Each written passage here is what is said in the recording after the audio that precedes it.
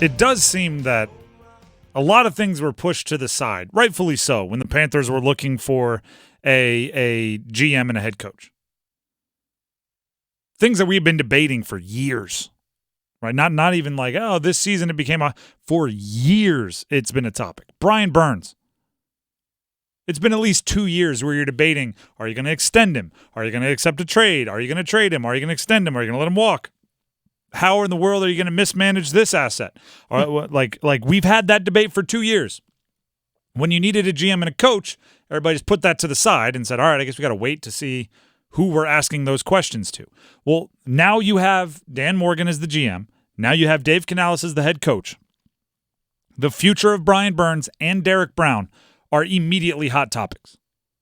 If you peruse any of the places where Panther fans congregate, that's what they're talking about. Some very specific questions. I saw one that was bouncing around on Twitter that said if you were offered a top 5 pick for Brian Burns or a top 10 pick for Derrick Brown, would you accept either of those? That's very specific. I don't think you're getting a top 5 pick for Brian Burns. I don't think you're getting a top 10 pick for Derrick Brown. No. Especially not at this point, right?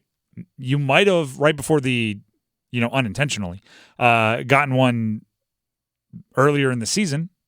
But once you get this close to the draft, those picks, they get built up in people's brain. It's like, ooh, that could be the superstar, right? It's more difficult to trade for a pick at this time.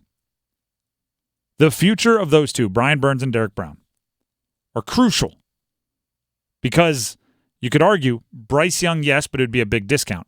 They are the only pieces of substance that can bring back anything worthwhile in a trade.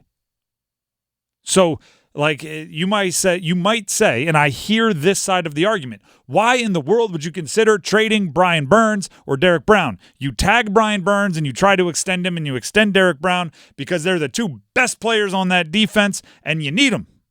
I hear that. But if you at any point in time say, I wish we had more picks and the offense needs some help, you don't have anything else to spend. Right? You're somebody who, like, you're down to the house. That's all you got. You sold everything in it. You sold the cars. You're working 3 jobs. If you need cash, the only thing left you can do is sell the house. With the house being Brian Burns and Derrick Brown. Actually, I'd probably say the house is Bryce Young, and you don't want to sell the house. Because right now, you'd be selling it at a huge loss. ESPN.com ranked the free agents for this upcoming offseason. They did this recently, just in the last couple of days. Brian Burns was the 6th best free agent. Chris Jones, Kansas City, Josh Allen of Jacksonville, the other Josh Allen, Kirk Cousins, Justin Madubuike of Baltimore, edge rusher, Christian Wilkins, Miami defensive tackle, and then Brian Burns. He was ahead of names like T. Higgins, wide receiver from Cincy, Daniil Hunter, Minnesota edge, Jalen Johnson, the best corner on the list from Chicago, Antoine Winfield Jr., and all-pro safety. He was ahead of those ones I just mentioned recently. You aren't letting Brian Burns walk, so you tag him.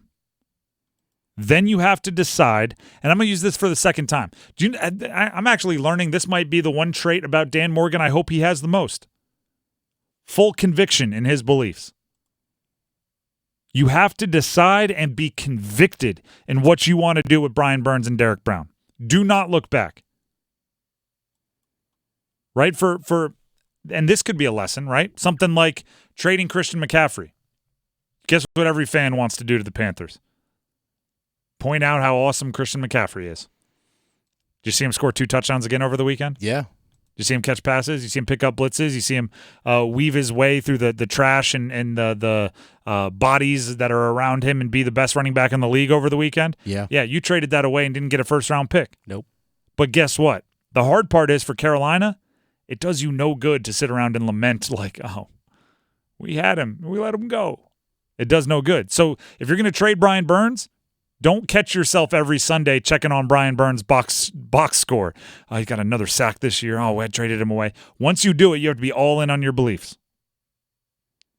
And I'm just going to say this. I believe you do have to trade one of them.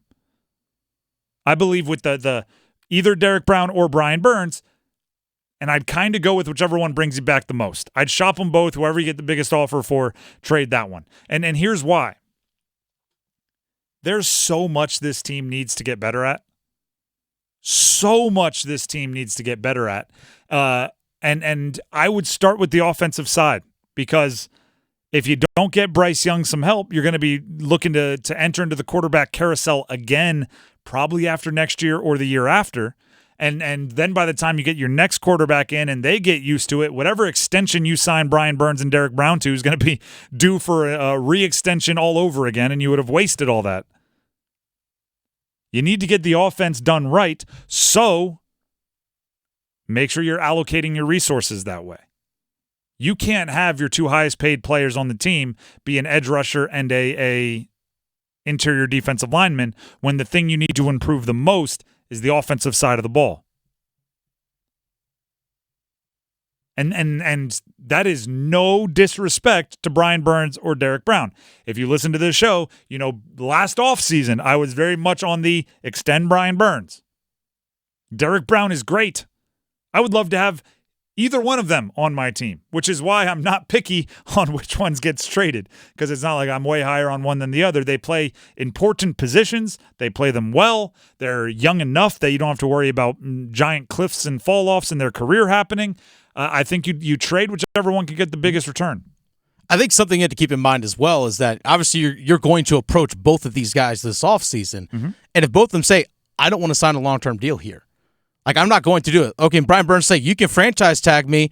I'll sign that franchise tag just before week one, but I'm not going to sign a long-term deal here. If you know that's going to be the case, then make a move. It's like, you know what? If we're not going to have this guy long-term, then why fight it? Why bring him in for 1 year if we know we're rebuilding when we can get something that can actually have a return on our future? And same thing with Derrick Brown. Yep, it's a great point, and it's what Dan Morgan has to – it might be – Dan Morgan might say, we're going to trade the one that brings back the biggest haul, or we're going to trade the one who's being least realistic in contract negotiations, which actually might hurt the haul, right? Because before you trade anyone, they're going to talk with the player's agent, and the other team's going to say, what's it going to take to get a long-term contract? And they're going to say $900 million. And they're going to probably not giving up much for him.